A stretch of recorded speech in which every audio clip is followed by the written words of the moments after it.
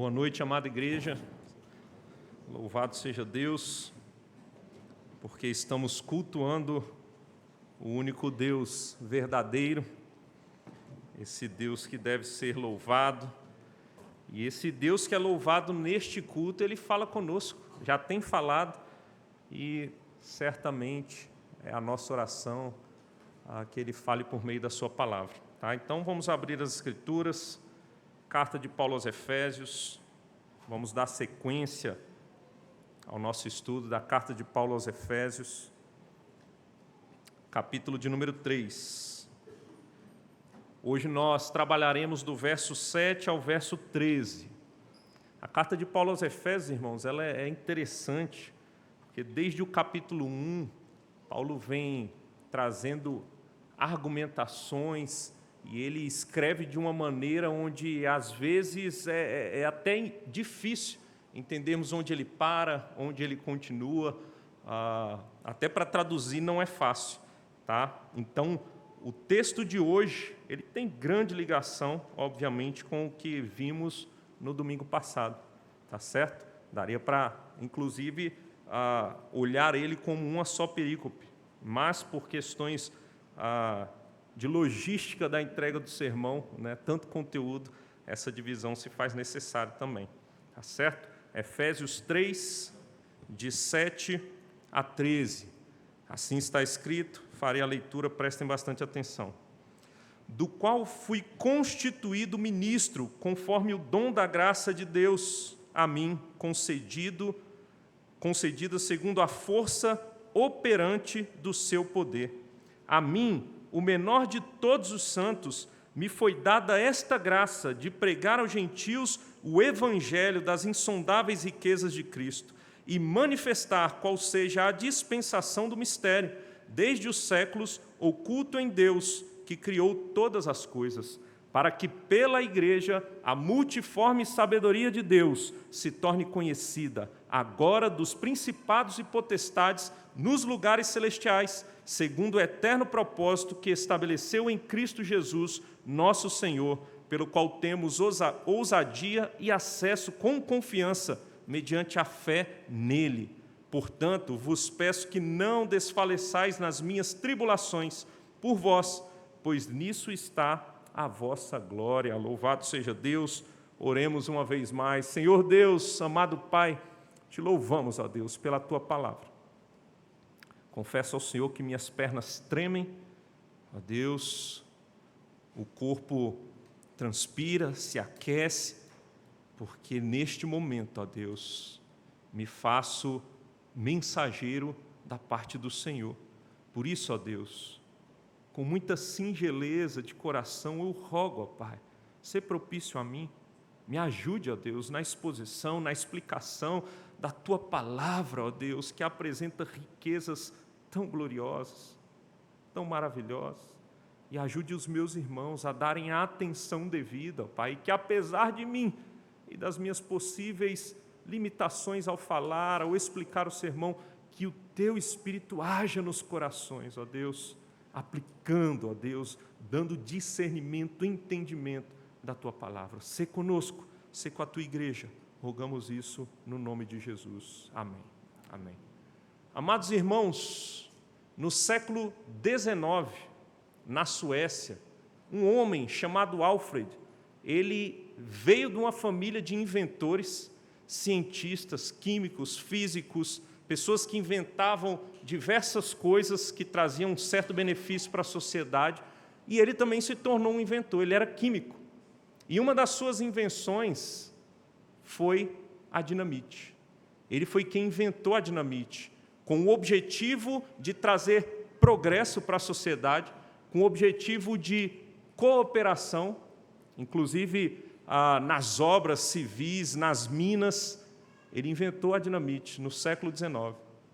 Só que nós bem sabemos, irmãos, que neste mundo, com as tecnologias, com o avanço da ciência, as pessoas transformam coisas aparentemente boas ou coisas boas em coisas ruins. Então, a dinamite, inventada por Alfred, começou a ser utilizada como instrumento de guerra, como instrumento de batalha, e muitas pessoas, então, morreram por causa da sua invenção. Alfred, irmãos, ficou extremamente frustrado. Saiu uma matéria no jornal em relação a ele, falando que ele era um promotor da morte, e isso trouxe grande peso para a sua consciência. E Alfred, então, ele, com peso na consciência, e ele que ficou muito rico mesmo, com a invenção da dinamite, ele resolveu colocar no seu testamento que 94% dos seus recursos deveria ser utilizado para a promoção da paz nesse mundo. Ele faleceu, e como deixou no seu testamento, no início do século XX, mais exatamente no ano de 1901, atenderam o convite, ou melhor, o desejo de Alfred, e criaram então o Prêmio Nobel. Ele era Alfred Nobel. E então, a partir deste momento, 1901, com os recursos dele, pessoas eram premiadas. Pessoas que promoviam a paz, pessoas que ao longo dos anos foram promovendo por alguma invenção, alguma ação, essas pessoas recebiam esse prêmio. E esse é o prêmio de maior condecoração, mundialmente falando, mais aclamado no que diz respeito à promoção da paz. Ele existe até hoje. Pergunta que eu faço: desde 1901, pessoas são condecoradas por promoverem a paz na terra. E onde está essa paz? Será que as pessoas têm condições de promover uma paz profunda e verdadeira nesta terra? Pessoas têm tentado, pessoas têm boa intenção, mas como, irmãos, promover a paz de maneira profunda? De maneira real, verdadeira? Quando olhamos para esse texto das Escrituras Sagradas, o apóstolo Paulo, que desde o verso 1 deste capítulo vem mostrando a vocação, o chamado aos gentios, e que nessa carta aos Efésios, que muitos vão chamar de um grande compêndio eclesiológico, o maior de todos, ele vai mostrando como a igreja é formada. Ele mostra que é obra do Deus triuno, ele mostra que é Deus que livra pessoas das trevas, que tira da morte e traz para a vida, e ele mostra também, ainda no capítulo 2, que ele ajunta povos de todas as nações para viverem uma só fé, para viverem de uma maneira diferente, essa que é a nova sociedade criada pelo próprio Deus neste mundo, a igreja. E então, falando dessa vocação no capítulo 3 aos gentios, que os gentios estão incluídos, Paulo também fala do seu chamado, do seu ministério, do seu apostolado. E ele foi um apóstolo, dentre os apóstolos, que teve uma ênfase ministerial dada aos gentios. E Paulo fazia isso, assim como os outros apóstolos, direcionados aos judeus. A grande tarefa de Paulo, irmãos, era a pregação do Evangelho. Era anunciar, era proclamar o Evangelho. E nós podemos chamar esse Evangelho de o Evangelho da paz. O Evangelho da paz. E a partir do verso 7 nós vamos ver que, de fato, essa era a tarefa do apóstolo Paulo. E ele vai mostrar que era um grande privilégio e que ele recebeu graça, sendo separado para proclamar esse Evangelho que verdadeiramente pode trazer paz. Se tem algo que pode trazer verdadeira paz aos corações, é o Evangelho de Jesus Cristo, é o Evangelho da paz. Por isso nós meditaremos nesse tema hoje, a graça de proclamar o Evangelho da paz. E hoje nós veremos isso em 4 partes, a graça de proclamar o Evangelho da paz. E, em primeiro lugar, o que o texto vai mostrar para nós é que proclamar o Evangelho é graça de Deus. Proclamar o Evangelho é graça de Deus. Vou pedir para vocês lerem numa só voz os versos 7 e 8. 1, 2, 3, podem ler.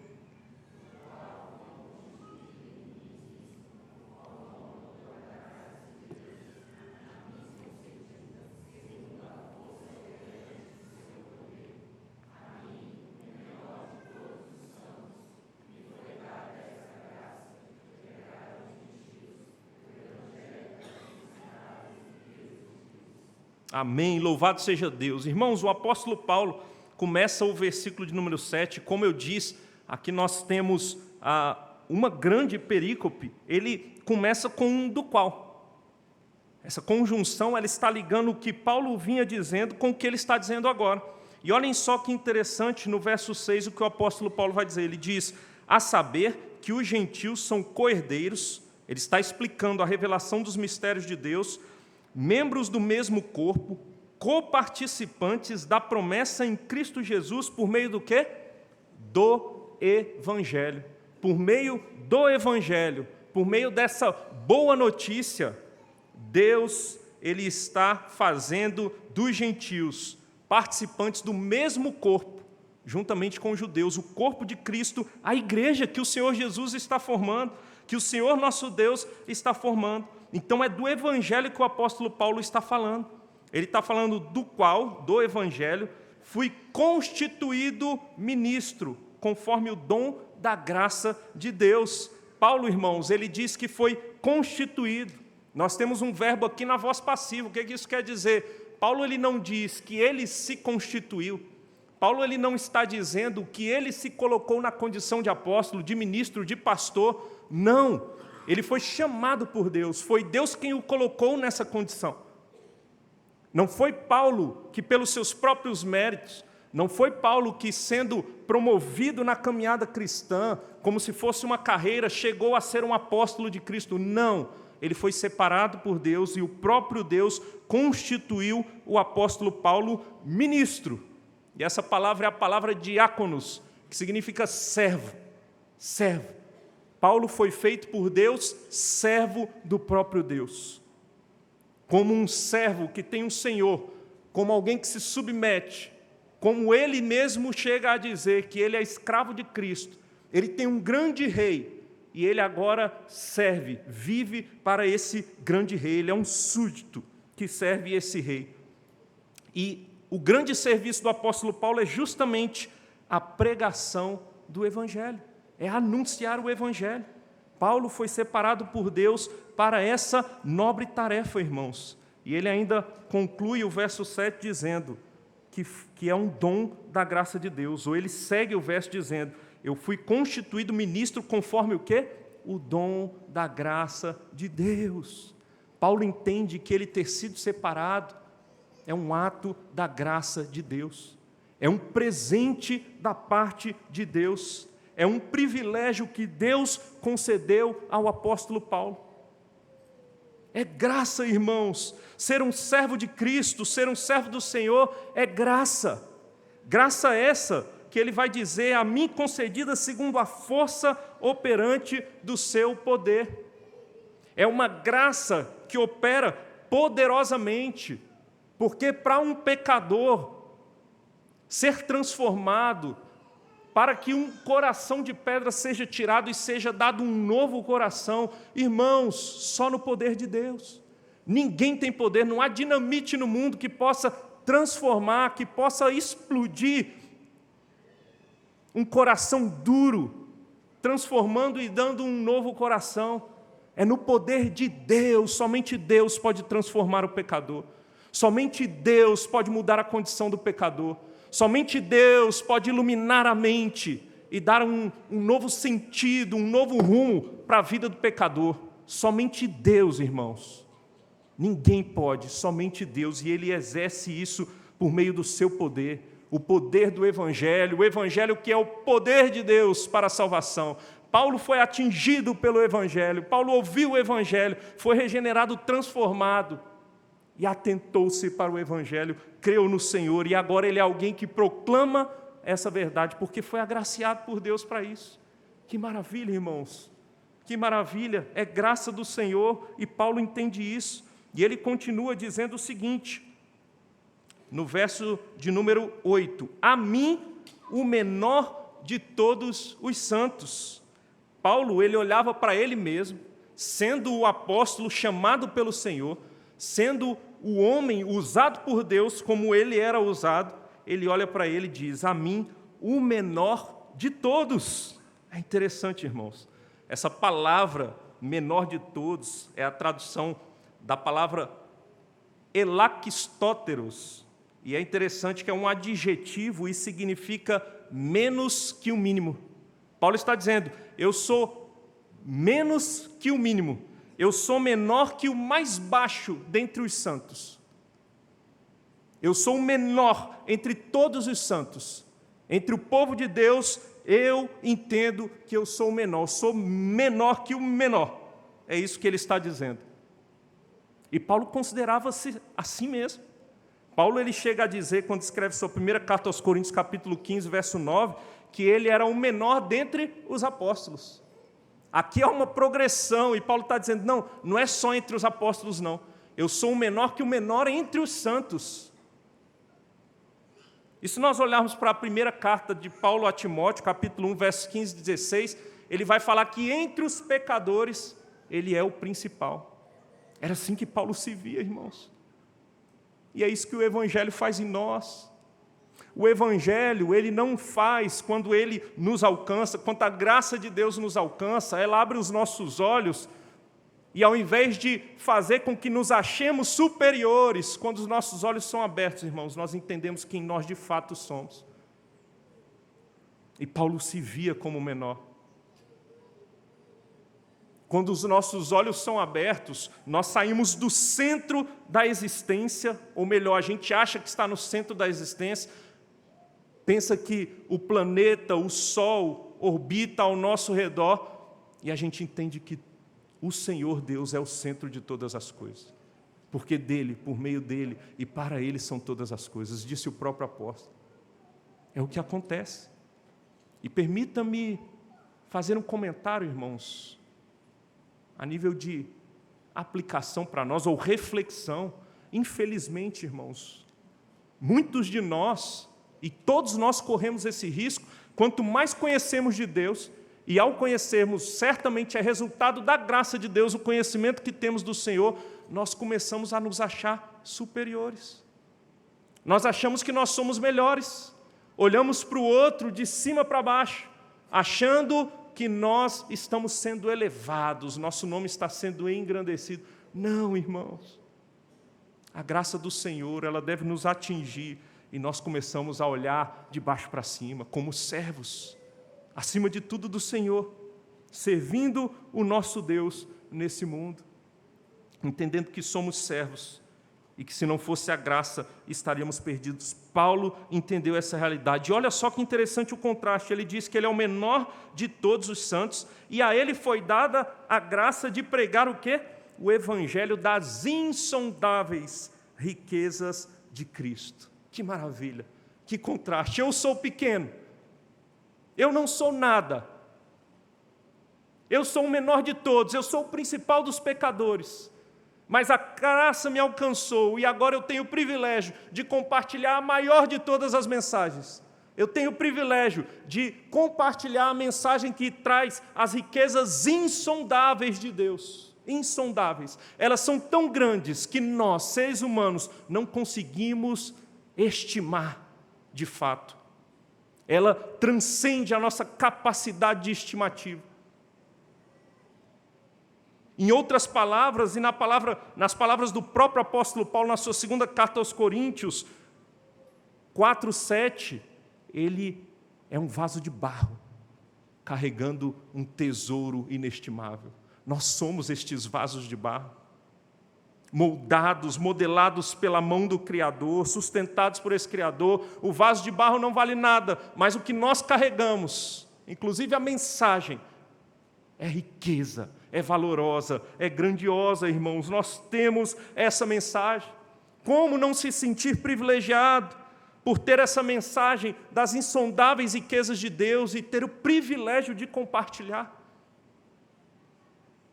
Sim, é fato que nós temos a obrigação de compartilhar. É obrigação, é mandamento de Deus, e é pecado quando não estamos proclamando, anunciando essa mensagem gloriosa.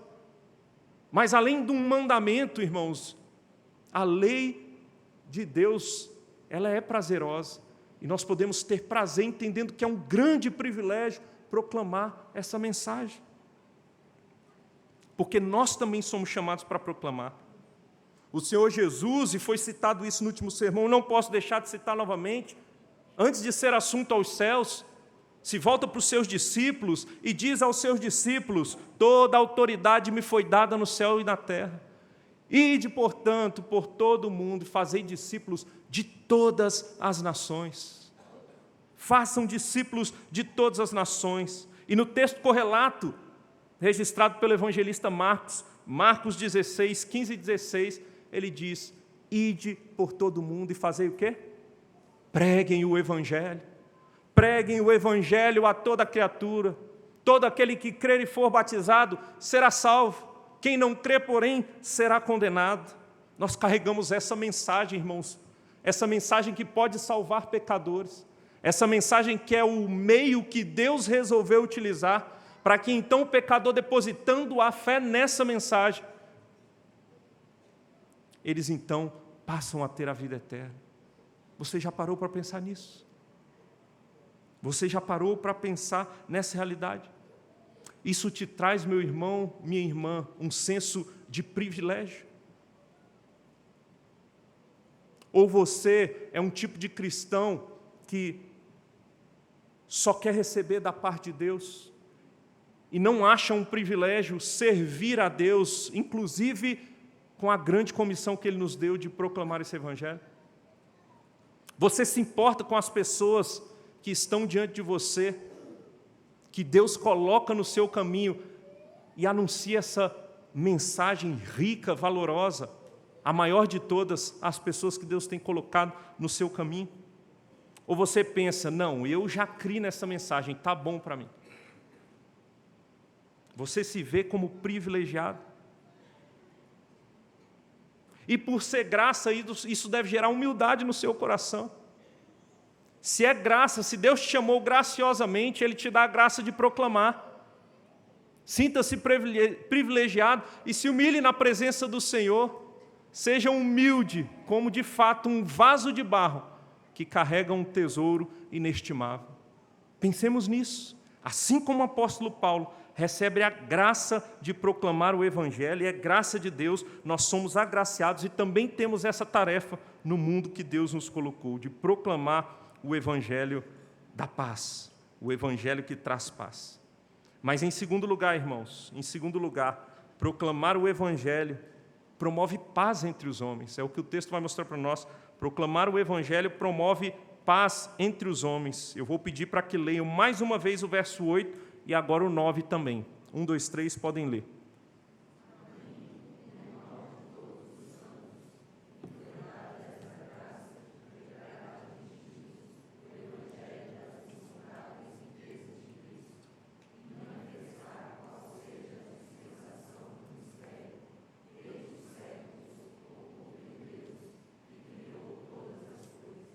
Amém. Louvado seja Deus. Percebam, irmãos, o apóstolo Paulo, ele se vê agraciado. E o ministério dele é pregar o evangelho. Mas aqui ele vai trazer uma informação interessante. A informação é que o apóstolo Paulo, ele foi chamado por Deus para pregar a quem? Aos gentios. Lembra que eu falei da ênfase do ministério do apóstolo Paulo? E por que é correto dizer que é uma ênfase na pregação para os gentios? Porque o apóstolo Paulo também pregava para os judeus. Assim como os demais apóstolos tinham uma ênfase na pregação para os judeus, mas também pregaram para gentios. Então a ênfase do ministério do apóstolo Paulo é dada aos gentios. E tem objetivo essa proclamação aos gentios. O apóstolo Paulo, ele deveria manifestar, ele vai dizer que ele é chamado para pregar o evangelho. No início do verso 9, ele vai dizer que também manifestar qual seja a dispensação do mistério. Manifestar, irmãos, é a tradução da palavra fotizo, que o próprio apóstolo Paulo utiliza outras vezes, e a ideia que essa palavra traz é de trazer à luz algo. Ele tem o evangelho para proclamar. E dentro dessa proclamação do evangelho aos gentios, ele deve trazer algo à luz. Ele deve clarear, ele deve iluminar algo que ainda está um pouco ou um tanto quanto obscuro. É isso que ele está dizendo. Essa dispensação do mistério é que este é o momento de revelar aquilo que em certo aspecto, estava oculto na antiga aliança. Nós lemos, inclusive, textos hoje do Antigo Testamento, como Isaías, lemos no domingo passado, que mostram que, de fato, Deus já havia prometido que os gentios seriam incluídos na sua aliança e seriam alcançados. Mas parece que o povo não entendeu exatamente. A revelação ainda estava sendo descortinada, mas agora o apóstolo Paulo está dizendo, na pregação aos gentios, eu também tenho a incumbência de trazer à luz o que ainda está obscuro. Esse é o ministério do apóstolo Paulo. E, de fato, irmãos, quando lemos as cartas do apóstolo, quando olhamos para a pregação do apóstolo, as cartas dele nos ajudam muito a entender esse mistério que estava oculto. Traz luz de fato, clareia, traz iluminação para entendermos de maneira clara. Talvez a gente olhe hoje e fale, está muito fácil de entender, como é que eles não entenderam? Nós temos todo o cânon nas mãos. De fato, a revelação já foi dada de maneira plena. Ela estava sendo descortinada. Obviamente que houve erro por parte dos judeus, mas para nós está mais fácil. E um instrumento que Deus usou para que nós, para nós estar mais fácil diante de nós, essa verdade, foi o próprio apóstolo Paulo, trazendo à tona essa realidade, pregando aos gentios. E louvado seja Deus, porque nós somos gentios e fomos incluídos, ou fomos alcançados por causa do ministério para os gentios. E é isso que Paulo fazia. Ele pregava o evangelho, trazendo à tona, clareando essas verdades outrora ocultas, ou um tanto quanto obscuras. Desde os séculos, desde os tempos passados, estava oculto em Deus que criou todas as coisas, mas agora o apóstolo Paulo vem para mostrar, usado por Deus. Essa é uma graça maravilhosa que o apóstolo Paulo recebeu, irmãos.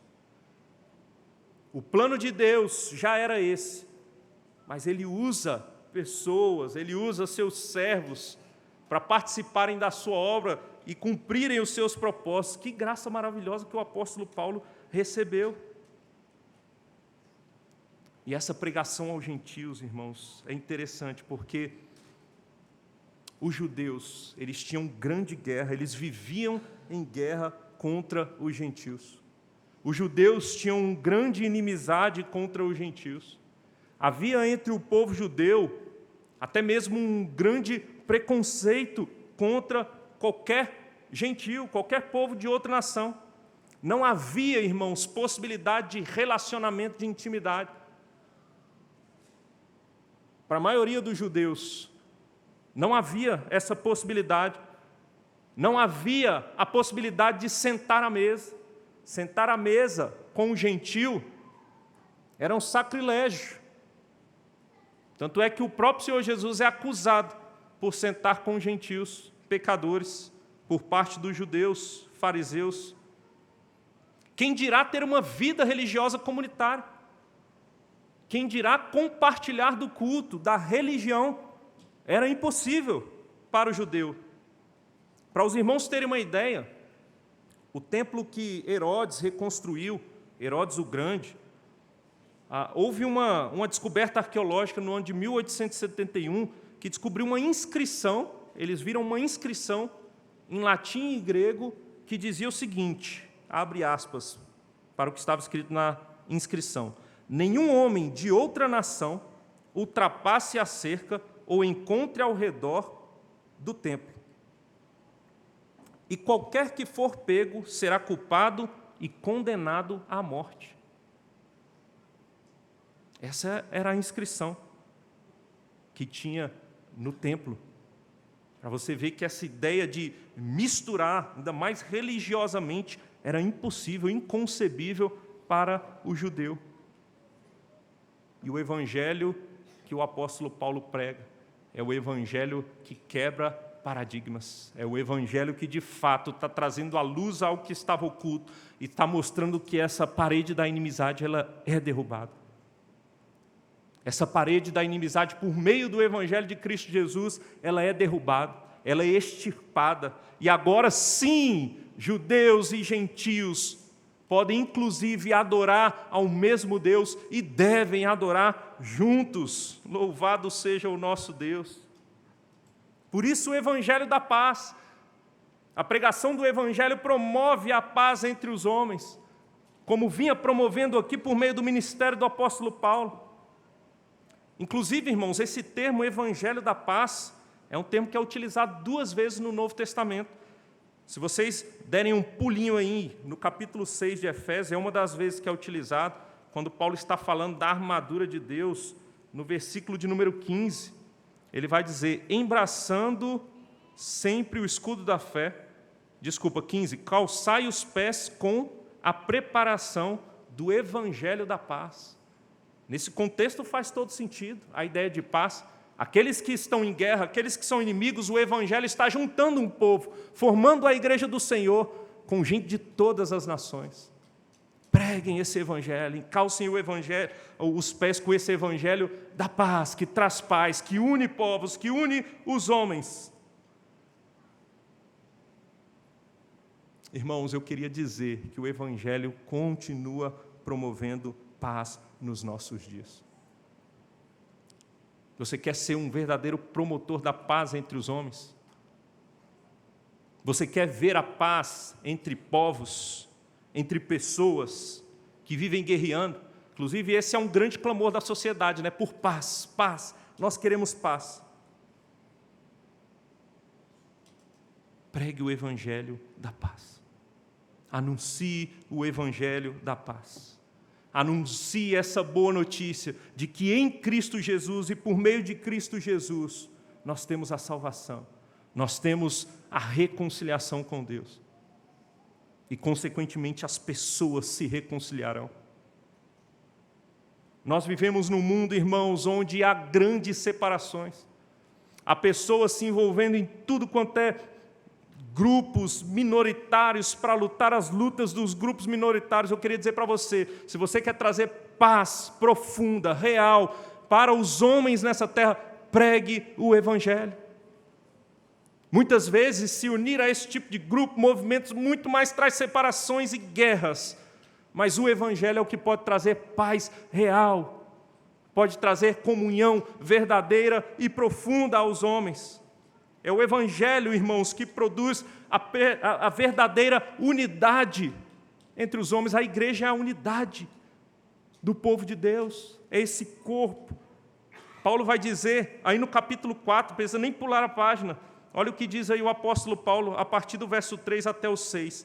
E esforçando-vos diligentemente por preservar a unidade do Espírito no vínculo da paz. Está falando em relação ao povo de Deus, à igreja do Senhor.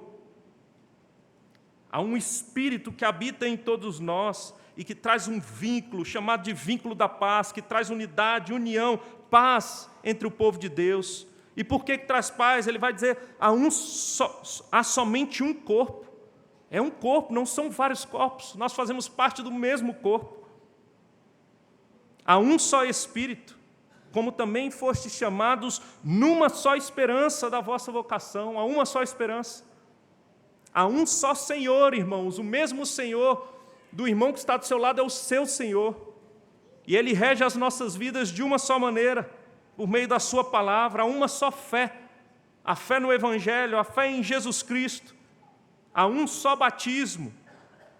Um só Deus e Pai de todos nós. É por isso, inclusive, que nos chamamos de irmãos, porque todos nós fomos adotados pelo mesmo Pai.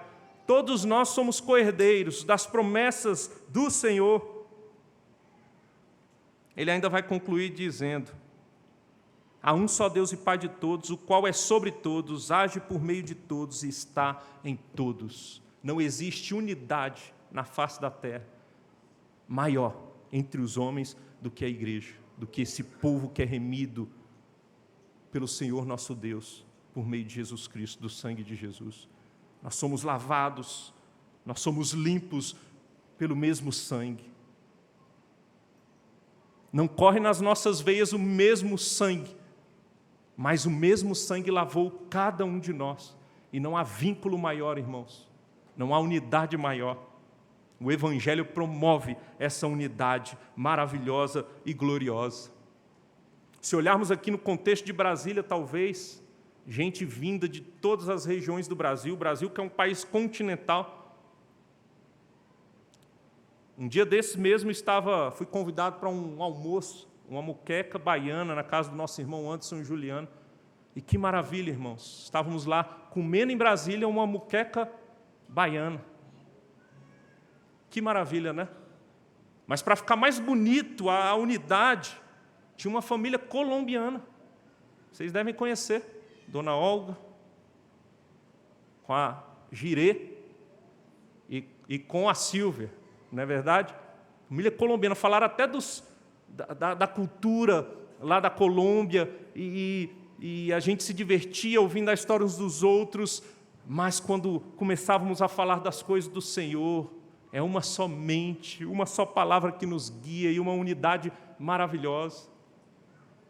E tem espaço nessa mesa para o churrasco e o chimarrão do Joey, não é verdade? Espaço nessa mesa. Há espaço, irmãos, nessa mesa, até mesmo para o piqui do Manuel, lá do interior do Goiás, para o sushi do massacre. Cabe todos unidos, um só corpo, um só espírito. Esse é o poder do Evangelho, irmãos, que promove paz. E nós aguardamos com expectativa o dia que estaremos de uma vez por todas, de maneira plena, unidos, sem mistura, sem qualquer tipo de pecado que ainda traz rusgas, complicações no nosso meio, até porque estamos sendo afiados e aperfeiçoados, mas estaremos de maneira plena e perfeita, unidos, com a paz maravilhosa uns com os outros. Louvado seja Deus. Isso porque estaremos unidos, como já estamos, ao nosso Senhor. E nós falaremos disso adiante. Preguem o Evangelho. Sabe por que é uma graça maravilhosa? Ao pregar o Evangelho, você é um promotor da paz entre os homens. Você está promovendo paz. Pessoas que são chamadas ouvem. Deus pode te usar para isso. É Deus quem faz, mas Ele pode te usar. Ele une os seus eleitos. A obra é dele, Ele está fazendo, mas Ele te chama para participar e é um grande privilégio. Participe, tenha vigor, desejo, ore por isso e promova paz entre os homens nesse mundo por meio da pregação do Evangelho. Mas em terceiro lugar, irmãos, proclamar o Evangelho engrandece a Deus. Proclamar o Evangelho engrandece a Deus. Vou pedir para que vocês leiam, por favor, versos 10 e 11. 1, 2, 3, podem ler.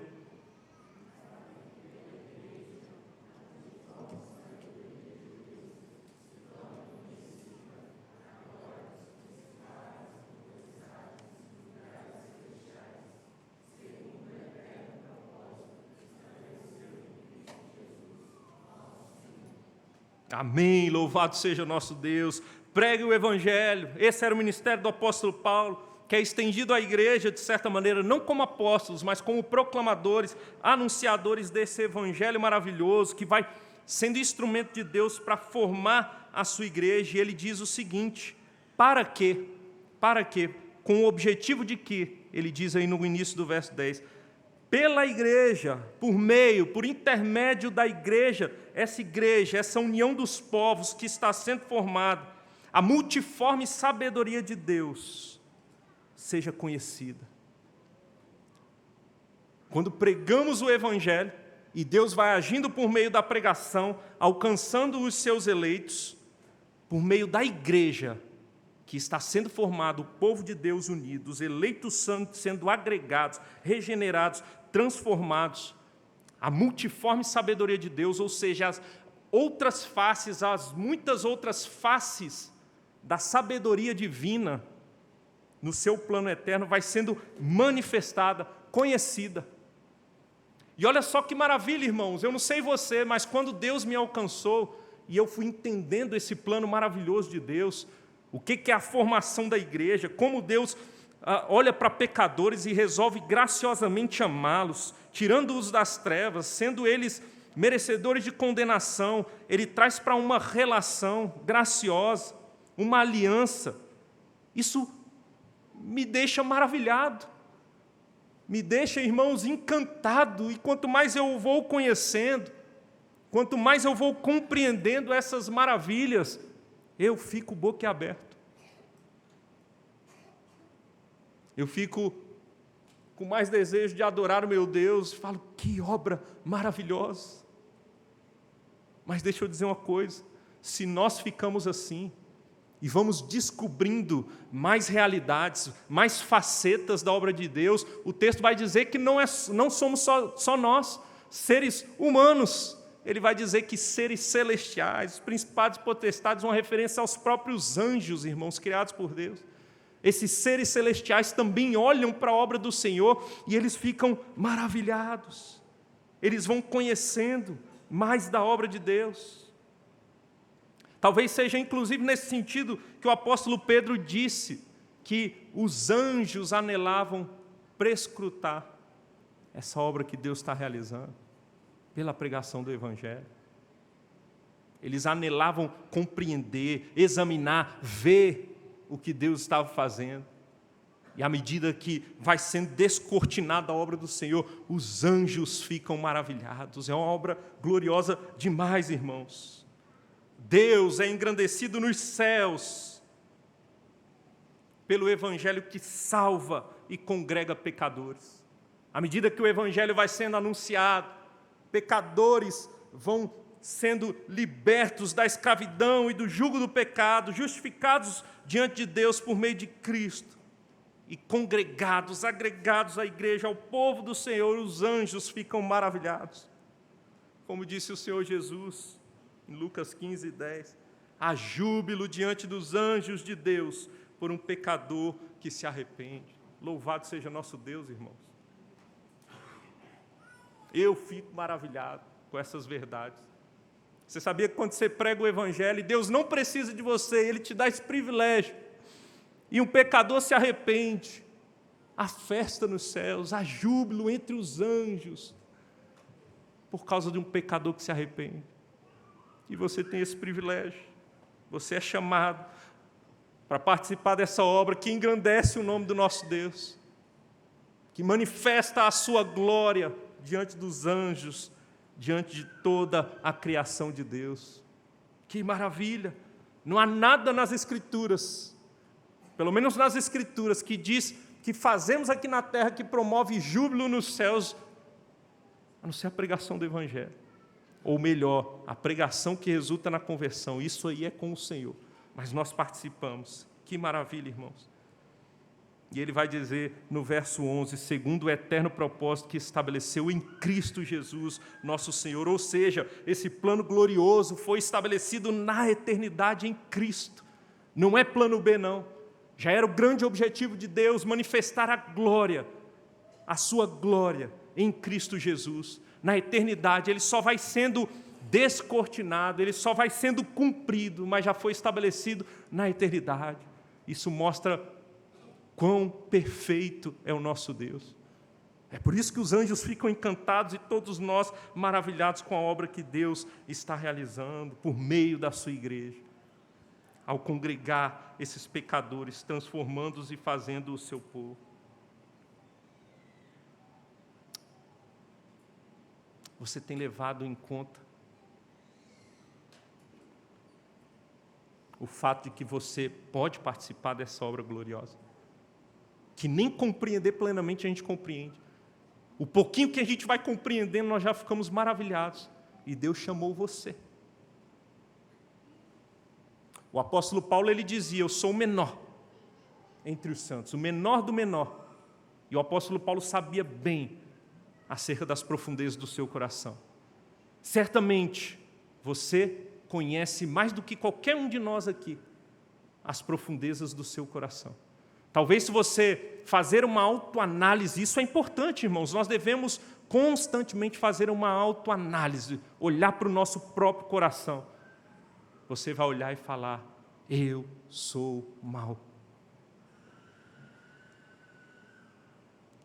Eu sou o menor entre os meus irmãos, porque ninguém pensa o que eu penso. E você não sabe o que o outro pensa, mas você sabe o que você pensa. Você sabe os pensamentos maus que de supetão vêm na sua mente. Desejos maus, vontades que desagradam a Deus, e muitas vezes até executa, e você sabe. Se você olhar para o seu coração, vai ser você. dizendo para si mesmo: eu sou o pior, eu sou o pior. Mas louvado seja Deus, que olha para os piores e diz: eu te dou o privilégio de ser participante do engrandecimento do meu nome, nessa terra e nos céus. É você. Até porque é você não confiado em você mesmo, mas confiado na obra de Cristo. Olhando para Cristo, o Senhor nos transforma e vai nos transformando dia após dia.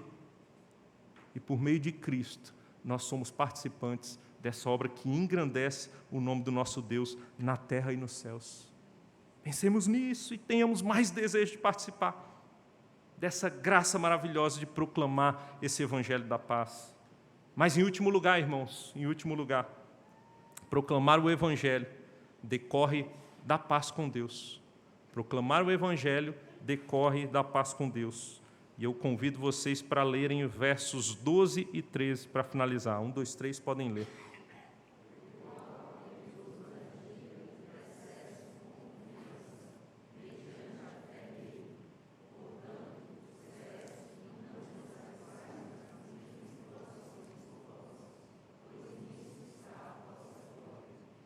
Amém, louvado seja Deus.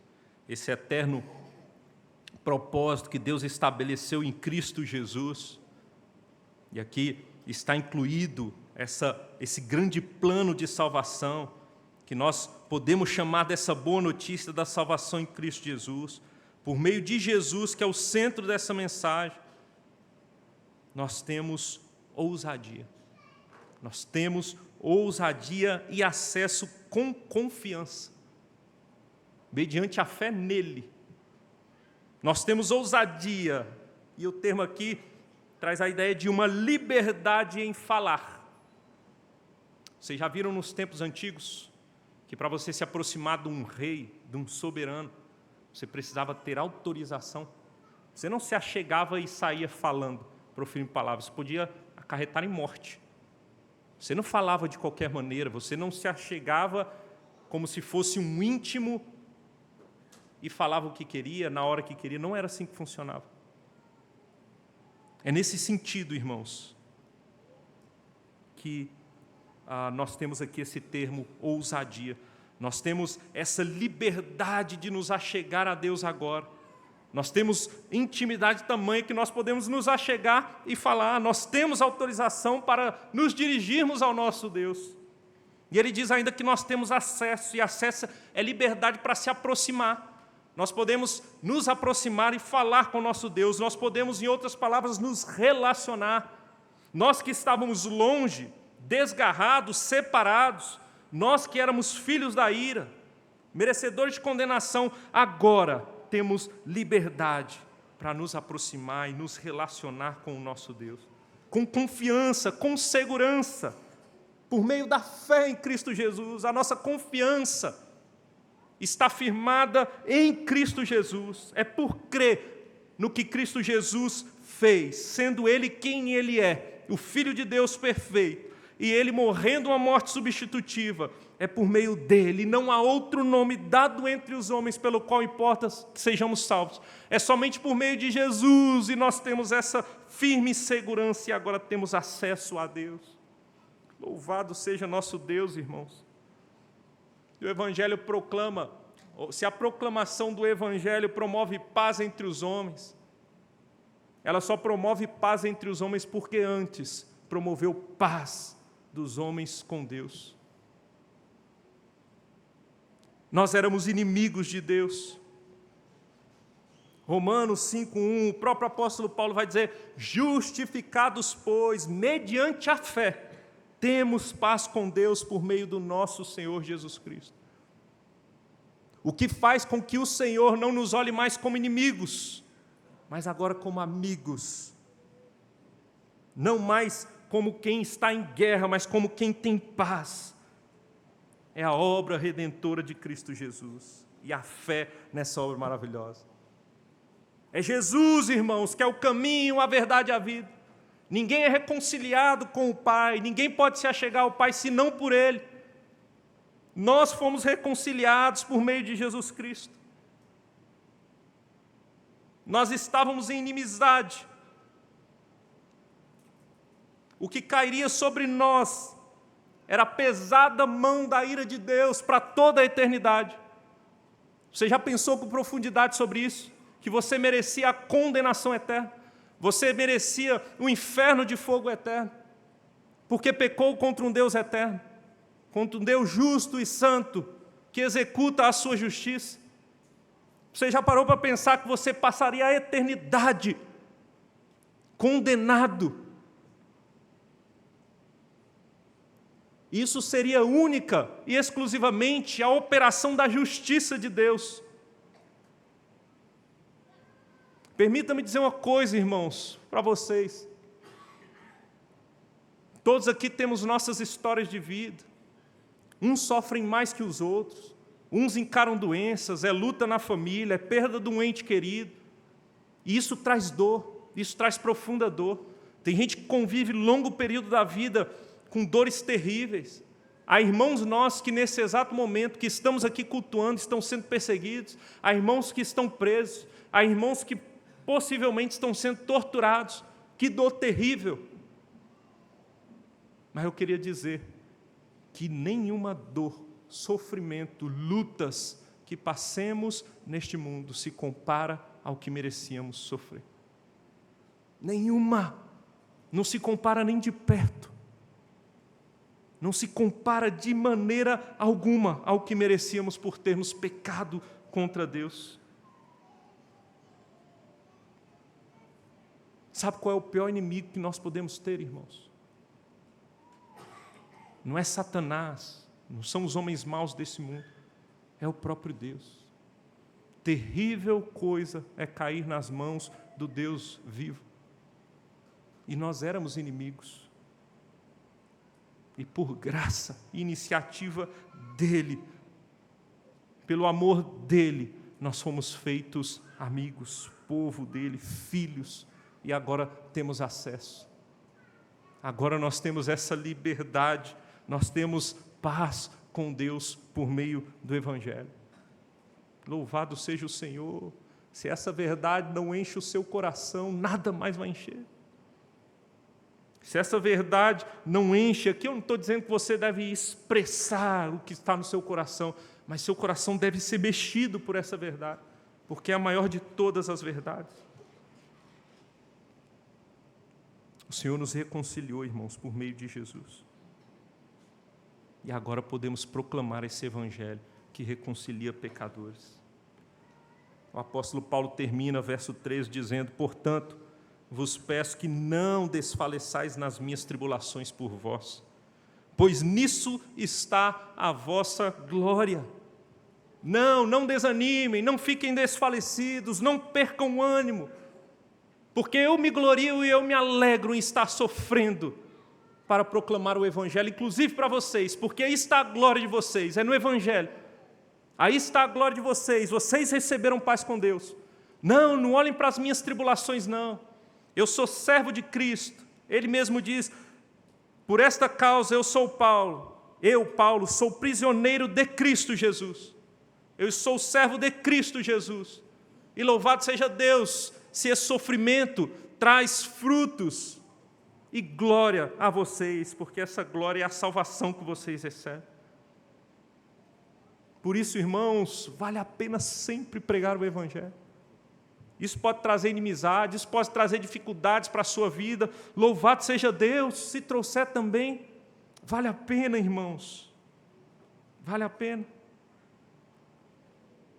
E uma vez amigos de Deus, uma vez que o nosso grande Deus já não é mais inimigo, mas amigo, não precisamos temer mais nada nesse mundo. E esse era o sentimento do apóstolo Paulo: não preciso temer, e vocês não precisam desfalecer pelo meu sofrimento, porque está trazendo glória a Deus, está reconciliando homens uns com os outros, porque eles estão sendo reconciliados com Deus por meio de Jesus. Que maravilha, louvado seja Deus. Eu me lembro da história de uma missionária que eu ouvi, e essa missionária, irmãos, ela esteve num país asiático e conheceu uma família, uma senhora, na verdade, e essa senhora contou a história do marido dela. Eles eram crentes, e quando o marido dela se converteu, ou foi convertido ao Senhor Jesus, ele passou a sofrer perseguição e ele foi preso. E queriam que ele negasse o Senhor Jesus, e ele não negou o Senhor Jesus. Então ele continuou preso. Quando ele foi preso, o filho dele, se eu não estou enganado, tinha cerca de 6, 8 anos de idade. E ele passou muito tempo preso. E ele não negava. E eles torturavam aquele homem, eles maltratavam aquele homem, e aquele homem não negava. Passava ano após ano, e ele não negava o Senhor Jesus.